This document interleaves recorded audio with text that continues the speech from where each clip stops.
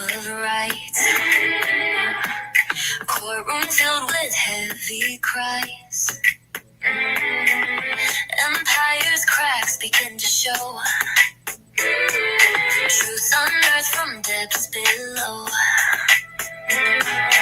Jane speaks her heavy truth. Years of silence now let loose. Cassie's voice a thunder's roll, shaking walls that once felt whole. What's gonna happen when the curtain falls? When the empire crumbles and the truth enthralls. The voices rise, the shadows fade. What's left standing of this legacy? Workers step up one by one. Stories of darkness under the sun. Chains of power now undone. Battle fought, but will justice be done? Conspiracy and trafficking threats. Webs of control unraveling dread. Testimonies heavy, loud, and clear. What's the cost of power's veneer? What's gonna happen when the curtain falls? When the empire crumbles and the truth enthralls. The voices rise, the shadows flee. What's left standing of this legacy? If you're not already subscribed to the channel, consider subscribing today. Be sure to set your notifications to all so that you don't miss out on the content. Will he be found guilty or innocent? What's to come of this music XA? Puffy was once on top and now he's in the fight for his life. What will the jury do? We really don't have a clue.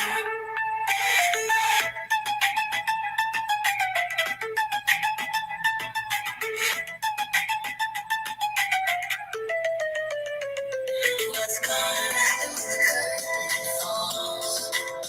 When the empire crumbles and the truth enthralls.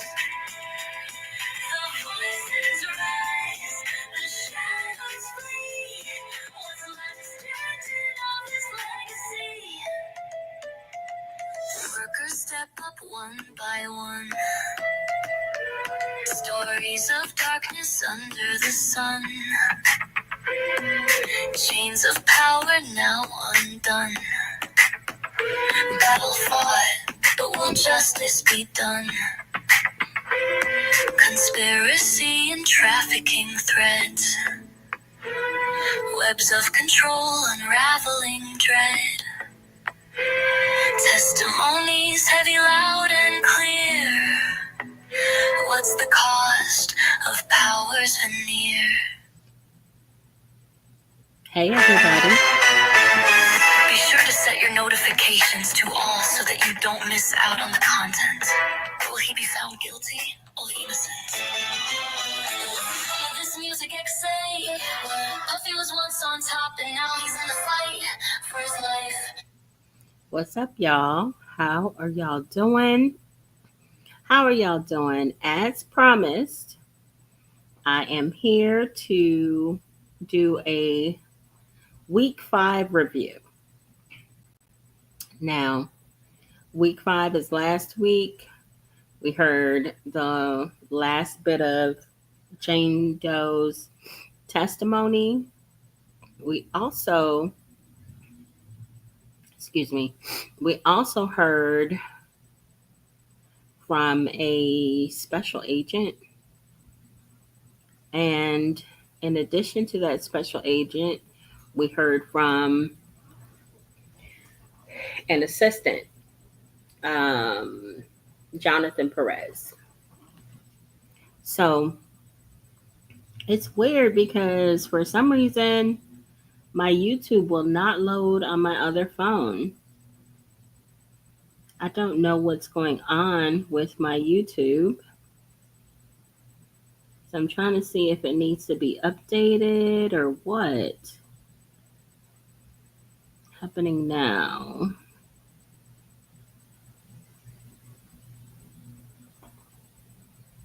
Yeah, there is an update needed on it. That's crazy. So it wouldn't open on my other phone because I needed an update. Great. I don't know why my iPhone doesn't just tell me, but I hope you guys are doing well on this day, June 17th, 2025. I hope you're having a wonderful morning, afternoon, or night based on wherever you're tuning in from. So I don't have any testimony to play for you guys right now. This is strictly going to be an overview of what occurred. It still will not load YouTube on my phone. This is crazy. Let me see what's going on, guys. Let me just see what's going on. Let me just see what's going on over here.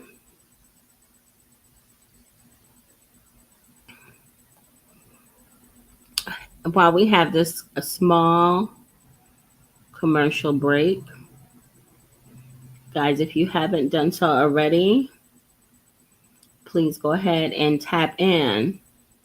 Hit that like button. If you're catching this live right now, please be sure to ring my bell. And if you are catching this on the replay, go ahead and give us a like. It's free 99. Free 99. So, just a quick review of where we stand.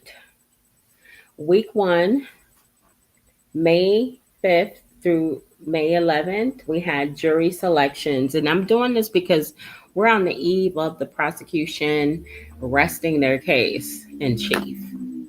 We're on the eve of this, okay? I believe, if I'm not mistaken, by the end of this week, the prosecution will be turning the case over to the defense, and they will be up to bat to present their case in chief, providing their narrative and evidence as it relates to this particular case. Here we go.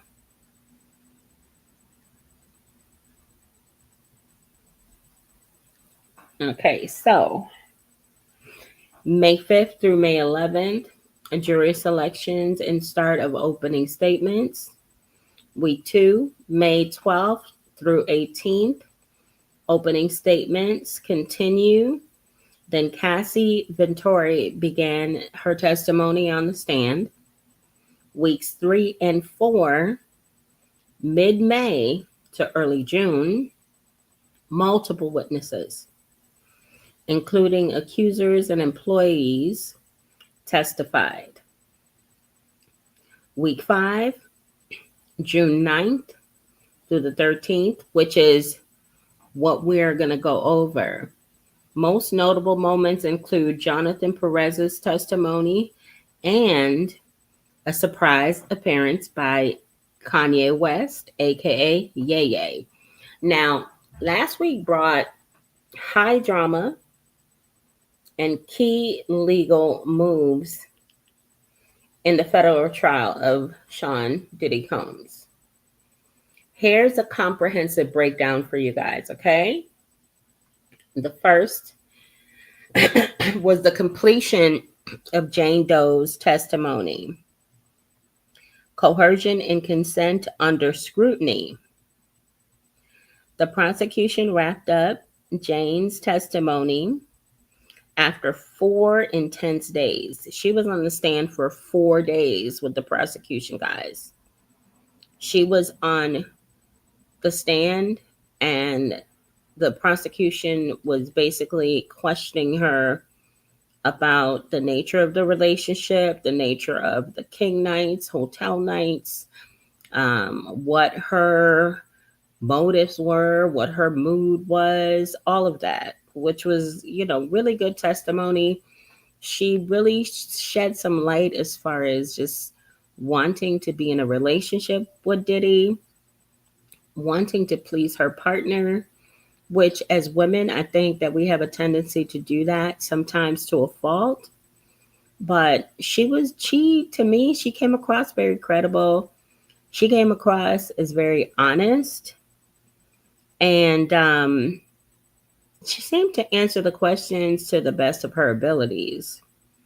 Now, she described being persuaded into lengthy, rug fueled hotel nights, sometimes sometimes lasting over 30 hours, including smacks with male escorts, despite her hesitation and after suffering physical harm.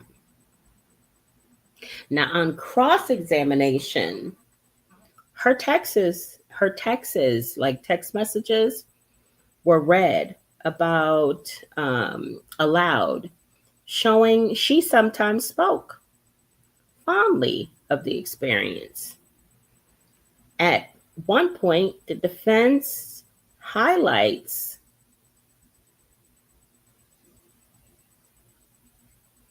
and argues consent. Legally, this battle hinges on whether the SMEX acts were consensual or coerced. A critical element in proving the statute element under 18 USC 1591 for SMEX trafficking by force, fraud, or coercion. So, specifically related to the charge in the indictment associated with Jane, they have charged Diddy with SMEX trafficking by way of force, fraud, or coercion.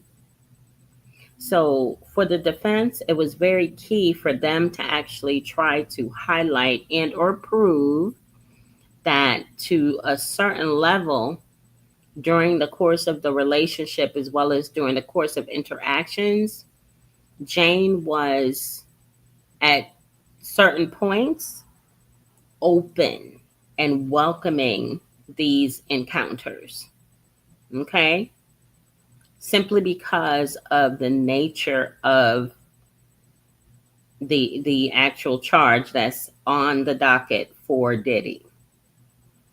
So that's why Tenny Garagos pulled up a lot of her text messages showing her speaking fondly about their encounters from time to time. And hold on, guys. Excuse me, I had to burp. Hold on one second.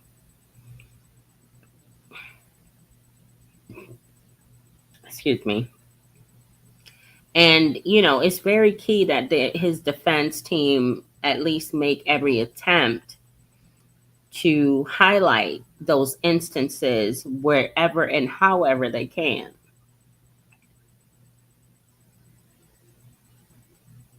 Why is it saying that my phone cannot be backed up? This is so annoying.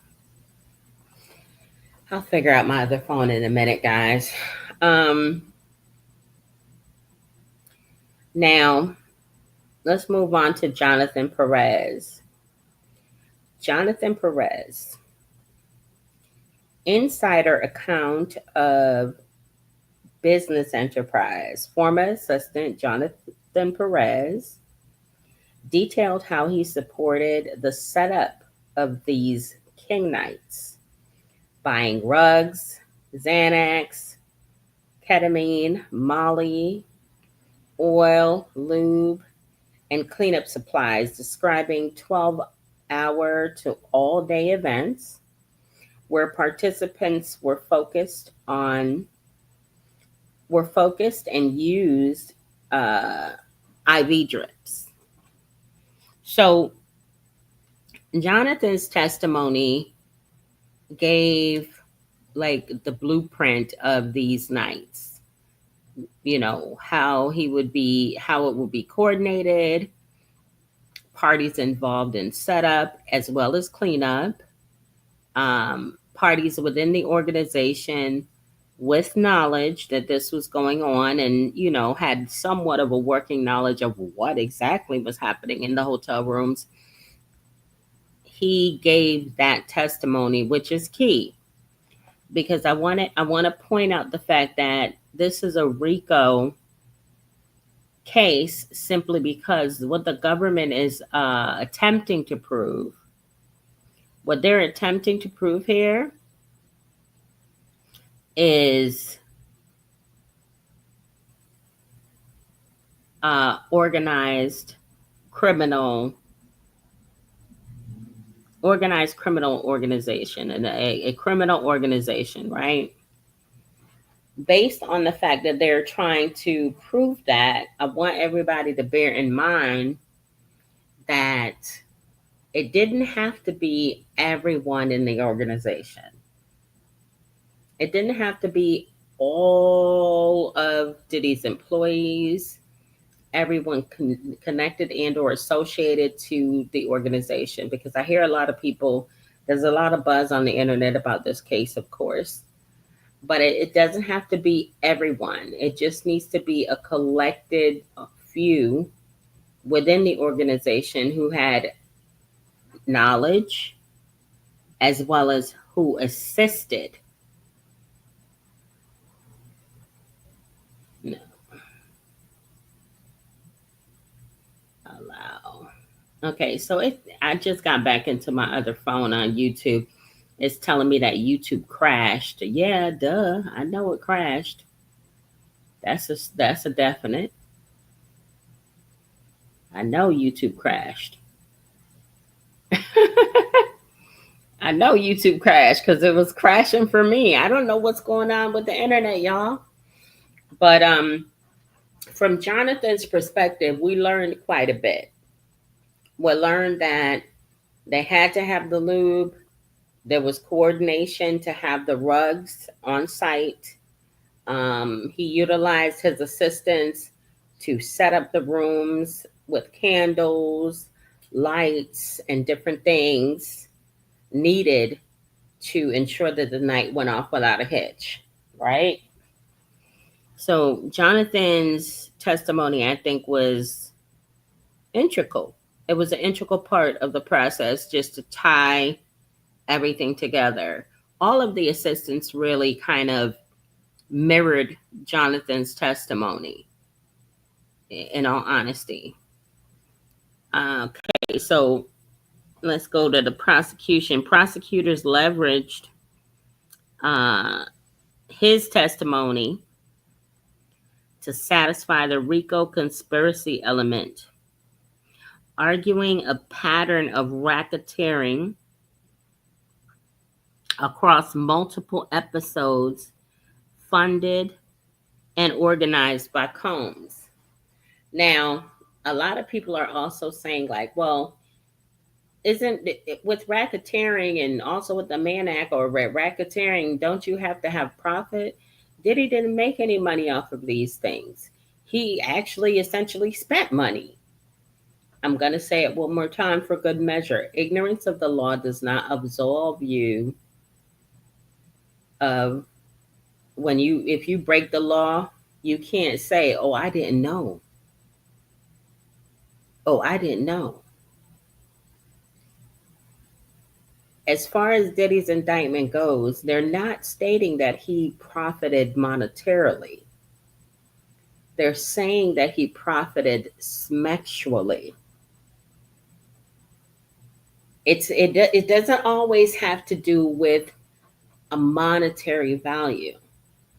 And I want to make sure that everybody is clear on that over here on the docket. It does not always have to be something of monetary gain. It could be, in this case, it's SMEX.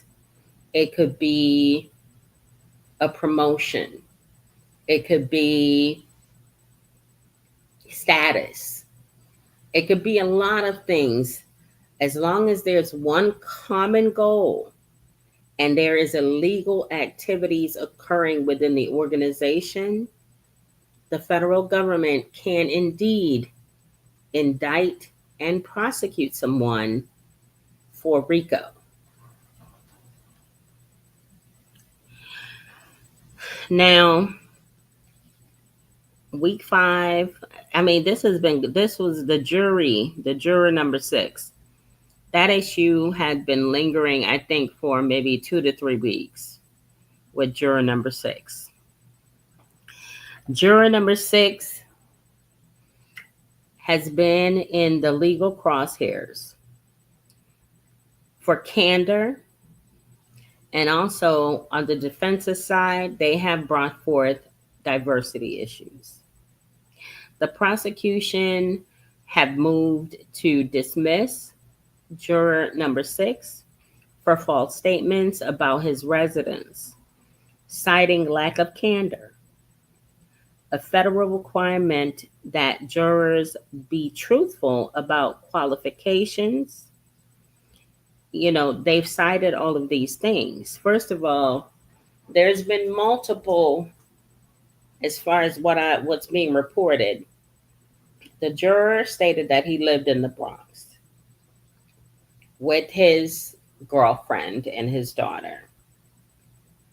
Then the juror said that he lived in New Jersey with his fiance and his daughter, but that was temporary and would probably last for 4 to 5 days.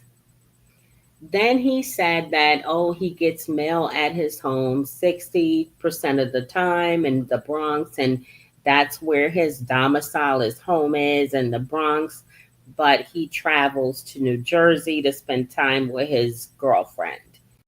So there were just multiple things around his residency, which is a concern because in any jurisdiction, when there is a trial at hand, the jury pool should come from that community. They want the jury pool to be wherever the trial is located.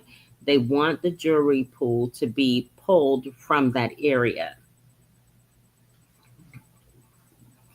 And I'm going to look it up and see if that's like a legal standard or what. Like, why is that important? I'll look that up in a second, guys. Let's see. Hold on. Matter of fact, let's see. Why does the jury, I want to look it up now so that I don't forget, pool have to come from the same area as a trial? Question mark. I mean, I kind of understand why. It's a necessity, because if the jury pool were just wide open, that means I live in North Carolina, I could actually try to get on that jury. I know people in California, they could actually attempt to get on the jury. It could be an entire circus of people volunteering to be on the Sean P. Diddy Combs' case. In addition to that, where you're located, as far as where you live, is important because you're even more so considered as a peer. You grew up from the same type of environment, same type of town or city. You grew up seeing the same type of things, you know what I mean? So I think that's what the importance is. So it says here, the jury pool typically comes from the same area, often same district or county, as the trial for several key legal and constitutional reasons. Number 1, right to a jury of your peers. Okay, the Sixth Amendment. The United States Constitution guarantees criminal defendants the right to an impartial jury of the state and district wherein the crime shall have been committed. Sixth Amendment, this is to ensure that the defendant is judged by people who share the same community standards and context, just like I just said, right? The jury reflects a fair cross section of the community where the alleged crime occurred. Number two, community standards. Jurors from the local area are taught to understand the local values, norms, and conditions which can influence how laws are interpreted or applied in practice, especially in civil cases. Number three, fairness and local accountability. Drawing jurors from the same area ensures that the community is involved in the justice process, both in holding people accountable and in protecting them from wrongful conviction. Number four, prevention of government overreach. It stops the government from jury shopping, choosing a jury pool from a more favorable area, like more likely to convict. Keeping it local avoids this abuse. Then, number five, venue rules. Legally, trials are usually held in the same venue, geographic area, where the alleged crime took place. The jury pulled from that venue is to reflect the constitutional requirement. So there you have it. It's basically what I said as far as having the same upbringing, the same experience growing up. That's truly going to be a juror of Diddy's peers. Diddy is from New York. He grew up in New York. So a lot of the pool needs to come from New York City, right? So with juror number six, with this New Jersey thing coming out, it's highly concerning, right? So Judge Subramanian noted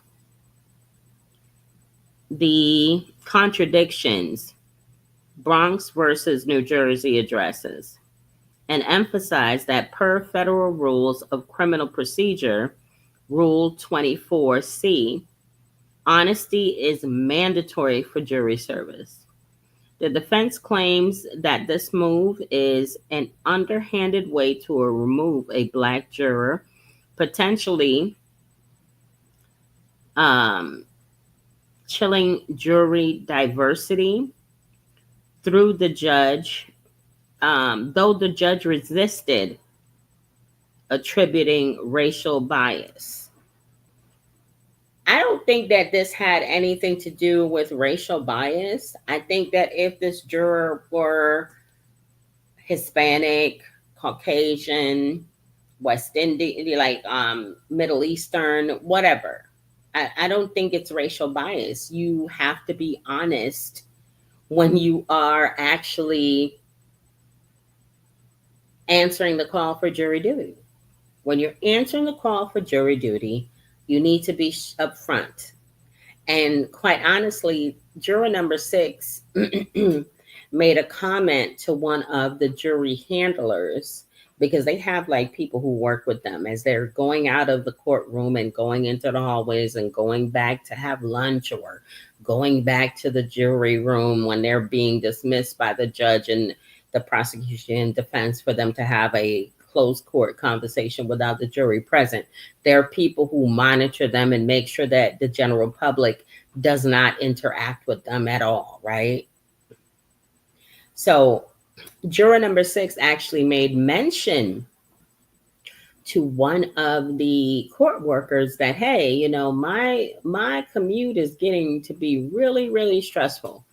Getting here from New Jersey every morning is becoming really daunting. And as any other, court worker would, they questioned it like, wait a minute, aren't you supposed to be from New York? Because those are the rules of engagement for that person being placed on the jury. So they brought that information to the judge, which kind of created this snowball effect about juror number 6. And for those of you who do not know yet, juror number 6 has been dismissed. That individual has been dismissed. And an alternate has been chosen. Now, the defense presented an argument. They wanted juror number 6 replaced with another Black person. That can't be done either. That's not how it works. The way that it works is you have a jury of 12 and you have X amount of alternates on the jury. If there is need to pull from the alternates, what will happen is the next number that is slated to take over for a juror, whether it be a family emergency or a unfortunate situation and someone has to drop out of the jury, then the next slated alternate takes that seat. So Judge Submarinian, nor the government, nor the defense can make the determination on that individual's race. And it's crazy to me that the defense brought forth an argument that, oh, you're just trying to remove this juror because he's Black because of racial bias.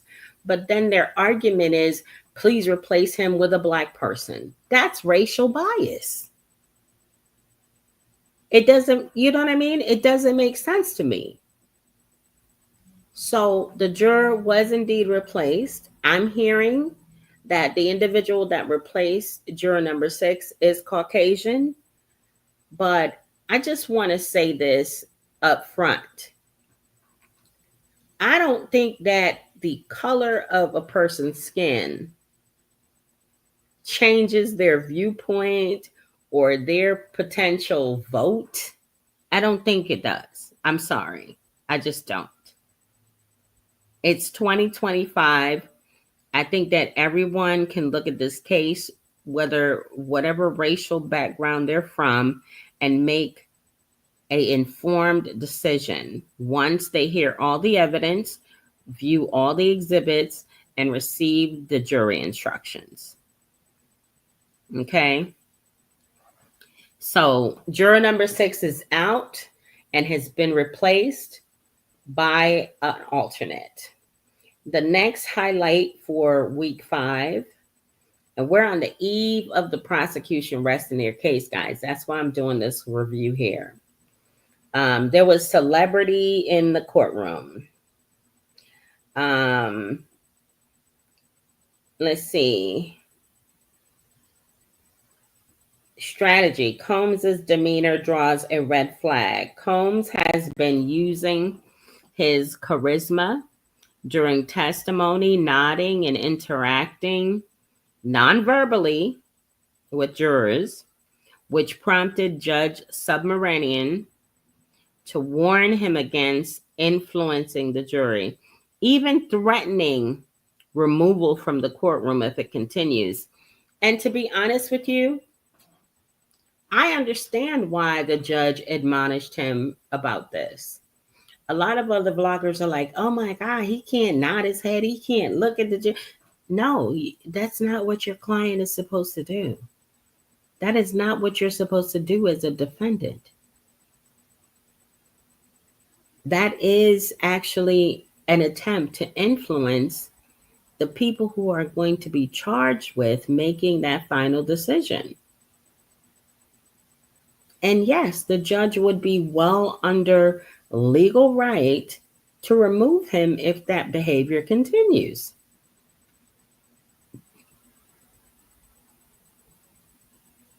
I don't understand. Like a lot of people are basing this on a black thing, or a white thing, or this thing. Sean P. Diddy Combs is indicted on 5 federal counts. 5 federal counts. And I'll go over each count here shortly, but I don't see him any different than Jeffrey Epstein. I don't see him any different than R. Kelly. I don't see him any different as Weinstein. I don't see him any different. In my personal opinion, he's just another man with a lot of money who can't keep his you know what in his pants,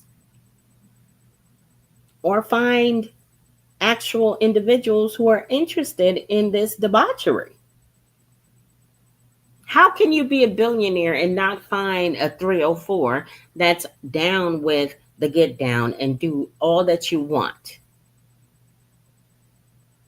Why are you trying to formulate these quote unquote relationships with real women and bringing them into, or persuading them into having these type of relations while you watch and choke the chicken? Why not do like every other red-blooded American man and go out and buy you some? Go out and find you somebody who's down with the get down. I'm just saying. I have to keep it a buck with y'all. That's just the way that I feel about it. Now, legally, juror influencing behavior is strictly prohibited. Such actions may trigger Rule 43 sanctions or even a mistrial if not corrected. And as you can see from the thumbnail, there was a surprise appearance from Kanye, aka Ye Ye, which really didn't have too much impact on the courtroom because he arrived on June 13th to show support, and but he was restricted to an overflow room, and he left shortly after. He didn't really stay there, but there was a lot of media buzz that, oh, Ye was here, Ye was here. And I'm not really certain what his purpose is in going there, um, aside from, probably standing in solidarity with Diddy, but I don't know. Kanye West has made some really unfavorable, I'm going to say unfavorable comments in the distant as well as recent past. So I don't know that he's like somebody that Diddy or his team should really want to have sitting in the courtroom. Additionally, Kanye West has his own set of civil suits that are currently working through the judicial system, and some of them honestly mirror what's being alleged on Diddy. So it's kind of like, birds of a feather flock together, but why show the feathers all together sitting there? You understand what I'm saying? I don't know. I just don't think that's a smart move, or maybe that's the only person that he could find that would actually come there and sit with him. The prosecution nears resting their case, with both Jane and Perez concluded. The prosecution is expected to rest their case the week of June 16th, which is the week we're in right now, marking a pivotal point as the defense prepares to call their witnesses. The prosecution must show every element of the RICO, every element of at least, one RICO predicate established that Combs knowingly participated in sex trafficking, and rebut potential defenses of consent and misunderstanding. The trial is likely to stretch into early July. Now, the legal takeaways. Let's talk a little bit about the legal takeaways, okay? This is the issue: coercion versus consent. Proof under 18 USC 1591, 18 USC 1591 is a section of the United States Code that criminalizes sex trafficking of littles. And I'm going to say littles because I don't want to say the other word that starts with a C and that starts with child and ends with N. Or by force, fraud, or coercion. It is a key part of federal human trafficking laws. Okay? Now, the current focus in this case is going to be its testimonies and texts under cross-examination. RICO pattern. And then the issue is RICO pattern, and the legal takeaways is agreement plus predicates. Now, the current focus. Current focus is Perez's logistical testimony alone builds a pattern. Okay? Jonathan Perez's testimony alone builds the pattern. Not to mention all of the other assistants that have taken the stand. Capricorn Clark, Kaplan, and I believe there was another gentleman. But Perez, the government really kind of dug in, and Perez is actually on the more recent end of things. So Perez's testimony actually builds the pattern really well. Legal takeaway, the issue, jury integrity. We just talked about juror number 6. It says here, juror candor required by FRCP. And that's the legal threshold. Now, the focus under the juror integrity is candor, which is Rule 24C. Okay, this was questioned during the process for juror number 6. Now, Rule 24C is the alternate jurors rule.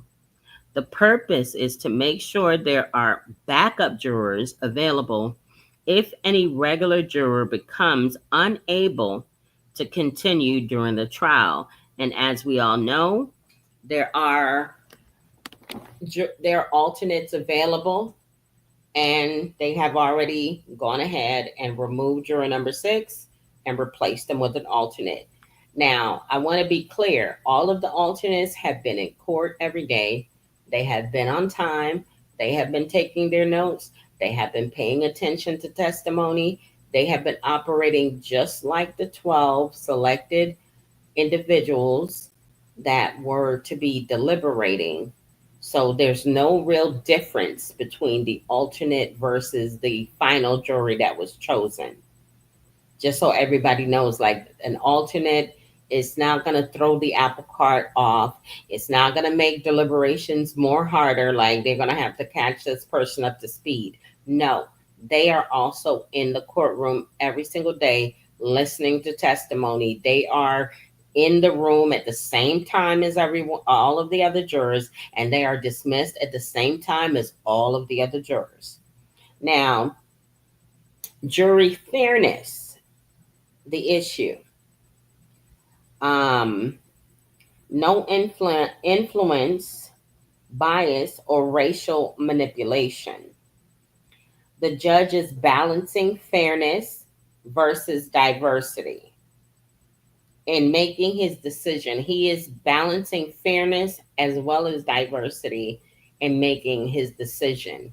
He's also looking at the constitutionality of the situation. I just read you guys, if you're just coming in, I read you guys why it is important for a juror to be from within the jurisdiction of where a case is being tried. It's a part of everyone's Sixth Amendment right to have a jury of their peers. Someone who is from where you're from, someone who had the same type of environment growing up, a similar circumstance, or similarly situated, living and growing up in New York City. It's important. It's important. In order for, and that this is according to the Constitution, in order for you to receive a fair trial, it is important for a jury of your peers be selected from your area. Now, there are certain instances where um, the defense or the prosecution may ask for a change of venue.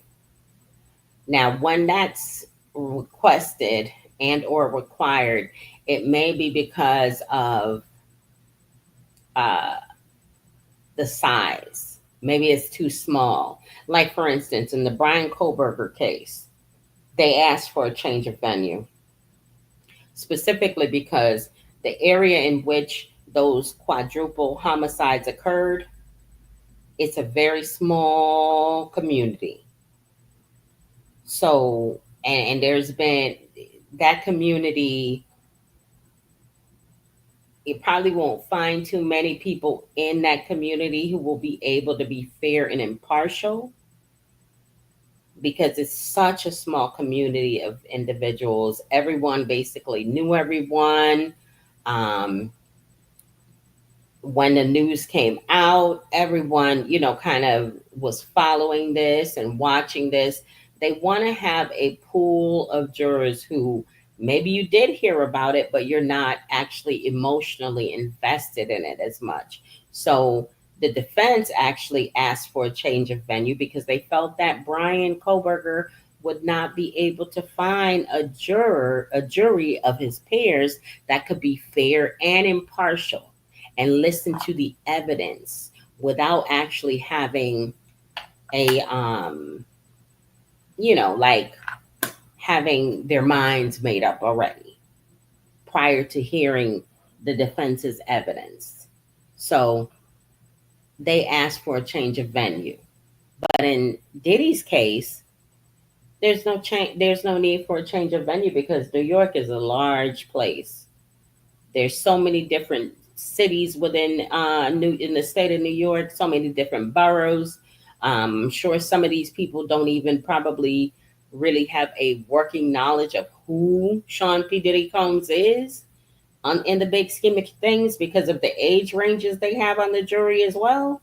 So these are the type of people that, a defense team would want and that as a defendant, you're entitled to. Okay? So let's look at the issue of defendant behavior, and it says that the defendant must not influence the jury. Do judicial warnings under Rule 43. Now, Rule 43, the defendant's presence when presence is required. Okay? Because I'm going over this because Judge Submarinian actually admonished Diddy and he let him know that if he continued to glance over at the jury, nod at them, give them nonverbal cues, in an attempt to have a connection and or communicate with them nonverbally, he would actually have him removed from the court. Okay? So based on this rule, Rule 43, The defendant must be present at the initial appearance, arraignment, plea, every stage of the trial, including jury impaneling, as far as the selection process, the trial itself, as well as the verdict. Now, when is presence not required by the defendant? The defendant does not have to be present for misdemeanor cases if the defendant waives their right to be present in writing and the court approves it.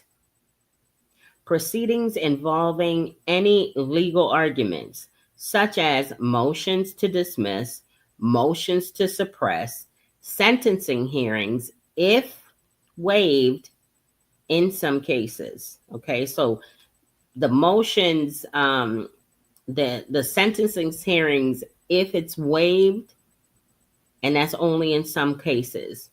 Post-trial motions, waiving the right by misconduct.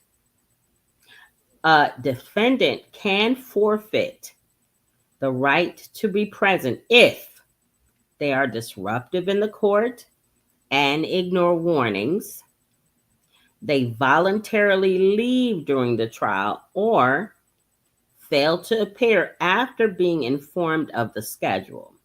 For example, if a defendant walks out of the courtroom or doesn't show up for a trial despite knowing the date, the trial can continue without them. Why Rule 43 matters: it balances the defendant's constitutional right to be present with the court's ability to move forward in situations involving waiver or misconduct. Okay? Now, this past week, week 5 was a pivotal week. Okay? It was very pivotal. From the explosive personal testimony to jury integrity, the jury integrity drama, courtroom strategy, scrutiny. Next week, this current week right here, developments. You guys stay tuned. Definitely stay tuned, because there's a whole lot more happening in the case of the United States versus Sean P. Diddy Combs. This week, I will be going live at 10 p.m. Eastern Standard Time, as I always do. If you're not already subscribed to the channel, please consider subscribing today. Be sure to set your notifications to all so that you're notified when I go live or add new content. But there's a lot going on at the present moment within the Sean P. Diddy Combs trial right now, and I cannot wait to share that with you. Again, if you're not already subscribed, guys, please be sure to go ahead and subscribe. Set your notifications to all so that you're notified when I go live or add new content. I am talking to you, Replay Gang. I'm talking to you guys here in the live chat. Hey, Lisa says what? Hey, John W. Hey, something foreign. So, what do you disagree with? Lisa says what? Let me know what you disagree with. I'm just now looking at the comments. What do you disagree with? Are you still here, Lisa? Let me know. But I will be back at 10 p.m. Eastern Standard Time to update you guys on what happened in court today, and you're not going to want to miss it. It's rather interesting. It's going down in the Southern District of New York.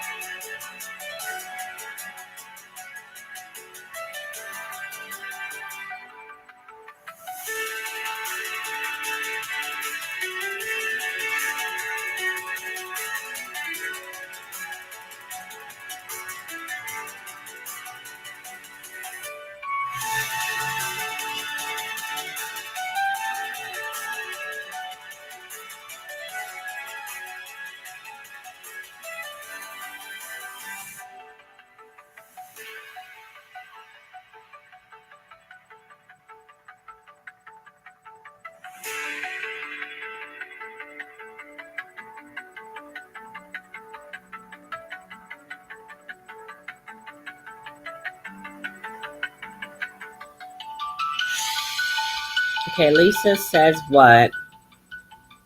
Says race plays a part in how people make up their minds about these type of cases. You know what? I'm going to be honest with you when I say this. I was listening to a vlogger the other day and they were saying, melanated people go more so based off of emotions, as while Caucasian people look at the letter of the law. I'm going to strongly disagree with that statement. I think that everyone brings in their emotions into deliberations, what, no matter the race, no matter where you're from, no matter what have you. I feel like it plays a part in your decision making. However, to your point, Lisa says what? I don't know. What do you mean? What do you mean you believe that race plays a part in the way that people make their decisions? I don't think that race should actually play a part, because this case is based on whether or not Sean P. Diddy Combs utilized his enterprise. And if you guys didn't see my live from last night, definitely check it out, because there was actual testimony showing Diddy arranging to have Molly paid for through his accountant alongside his assistant KK. I'm sorry, his CFO, chief no, C what is it? Chief Operating Officer, COO, Christina Coram, and his assistant Perez. There was a text chat, there was a group chat discussing payment of the hotel, payment of Jane's rent, payment for SMEX workers, and different things. That shows that he was utilizing his organization for illegal activities. Now, if what you're saying is that a black juror, what are you saying, Lisa? Are you saying that a black juror would be more inclined to find Diddy not guilty? Do you feel that he would be more inclined to find Diddy not guilty versus saying that he is indeed guilty because of the color of his skin? Because if that's what you're saying, that's quite unfortunate in 2025. That's unfortunate in 2025. The whole OJ trial was predicated on the black jury and their experience with the LAPD. Um,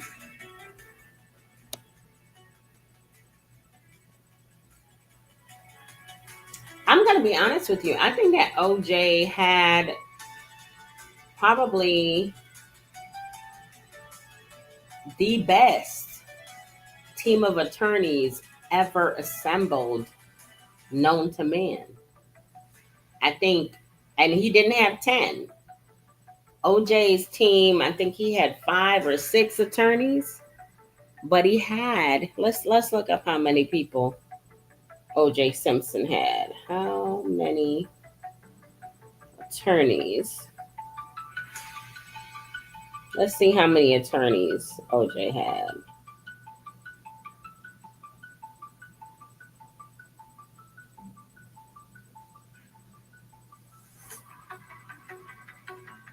Let's take a look at that. Okay, OJ Simpson had a high powered legal team, the dream team of defense attorneys.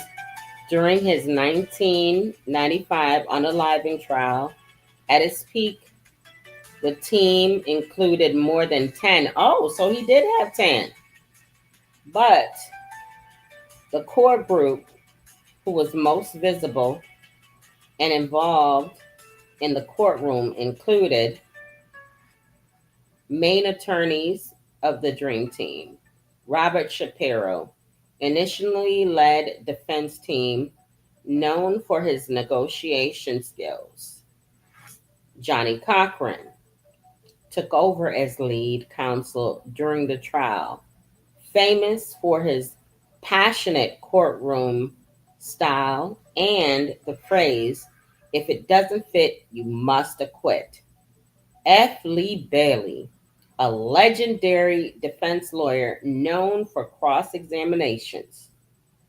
Alan Dershowitz, Harvard law professor, appellate specialist, advised on legal strategy, mostly behind the scenes.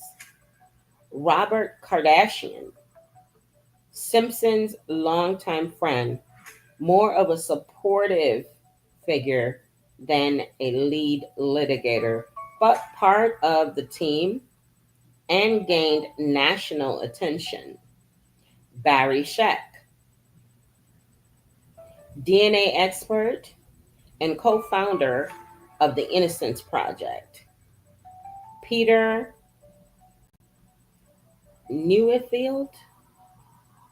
Wait, let me make sure I pronounce this right. I don't want to mispronounce his name. Oh, Neufeld. Worked closely with Scheck to challenge the prosecution's forensic evidence. Carl E. Douglas, associate of Cochran, helped with trial strategy and jury selection. Sean Hawley, young attorney who supported the team, now a high profile defense lawyer. Gerald Ullman, law professor who helped craft defense arguments and worked on jury issues. So I guess OJ had 10 as well. I thought he only had that core team in front of what we saw on television. Let me see. The whole OJ. I mean, I don't know. I would hope that that's not the case in 2025. And I would hope that the men and women of the jury, whatever race they are, especially because they're from New York, growing up in New York is a whole different ball game. It's a whole different ball of wax. Um, and I would hope that their decisions transcend race. I would hope that because, the outcome is going to rest on their shoulders. They will be deliberating here shortly. I will tell y'all real quick before I get out of here that the defense is only going to present their case in chief for about a week. Apparently, I'm hearing that they only have like one or two witnesses to call. So the defense is kind of, I don't know if they've scaled back their list of witnesses, because initially they said they would need about 2 to 3 weeks for their case in chief, but now it's been said that they're only going to need about a week because they only have two witnesses. So we shall see. But guys, I'm going to get up out of here. Like I said, I really hope that the jury can make an informed decision whether or not they decide to find Sean Diddy Combs guilty, innocent, or maybe they end up with a mistrial, whatever the case may be. I hope that they're looking at the evidence that's been presented and reviewing all of the exhibits, going over all of the testimony that's been presented by the government as well as by the defense so that they can make an informed decision. Because at the end of the day, this is someone's life that is, hanging in the balance.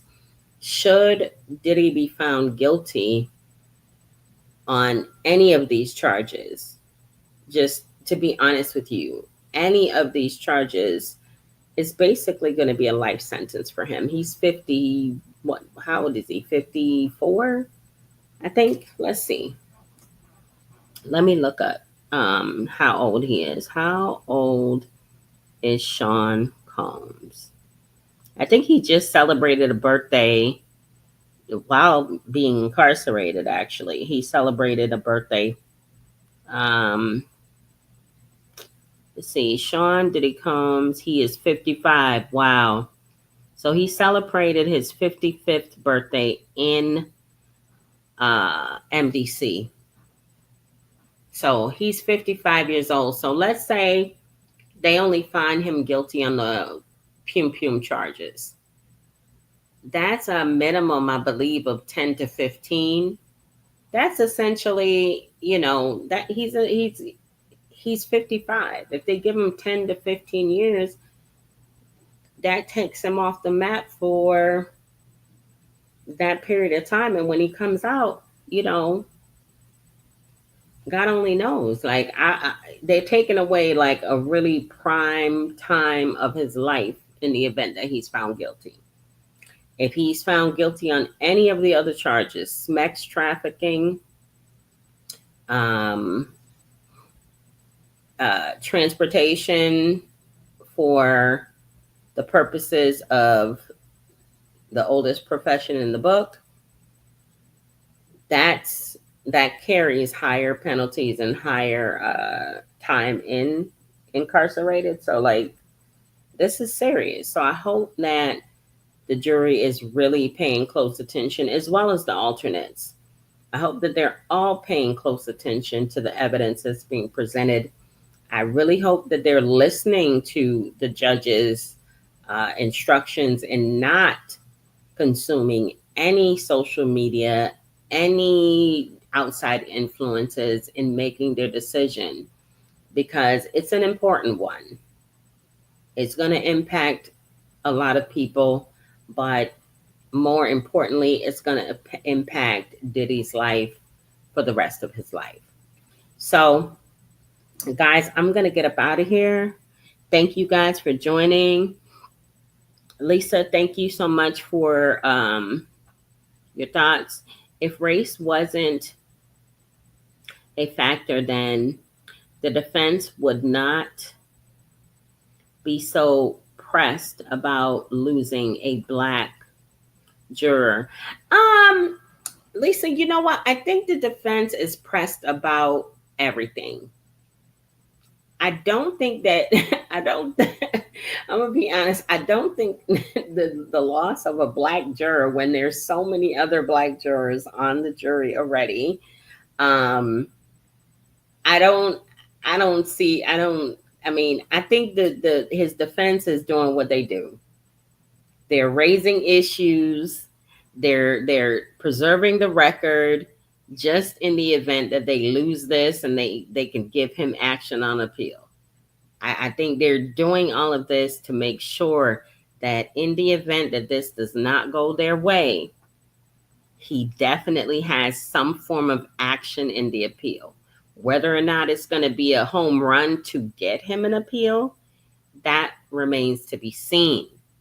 But his attorneys are doing an amazing job. They are questioning everything, they are trying to paint a counter narrative to all of the evidence.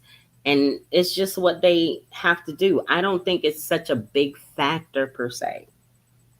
I think they're doing what it is they feel they should do necessary, like what they feel is necessary to kind of, oh, like fire's great. Like every 5 minutes they're screaming mistrial, they're screaming this is happening, that is happening, prosecutional misconduct, prosecutorial misconduct, and da da da. They're like just going at it, but that's just good lawyering, in my opinion.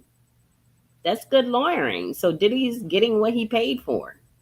I don't think, and again, this is just my opinion. I don't think that race is a big thing, especially when you're talking about up north. I grew up in Bridgeport. I grew up 45 minutes outside of New York. You go to New York, some of them white people is just like black people. Like to be honest with you. It's a totally different type of world. It's a totally different type of makeup. Like it's white people who love Diddy music. It's a total different world. It's not like the South. It's not like California up top, New York. It's totally different. Totally different. Completely different. So that's why I say I don't think that race is like a major factor. Now, if we were in North Carolina and this case was going on, I'd be like, oh, no, no, no, no, no, no. They need to keep that black. I would be so mad that they removed the black juror. But because of the location and because of the community, the culture, all of that, to me, it's not a huge factor to me. It's not a huge factor to me. Not in New York.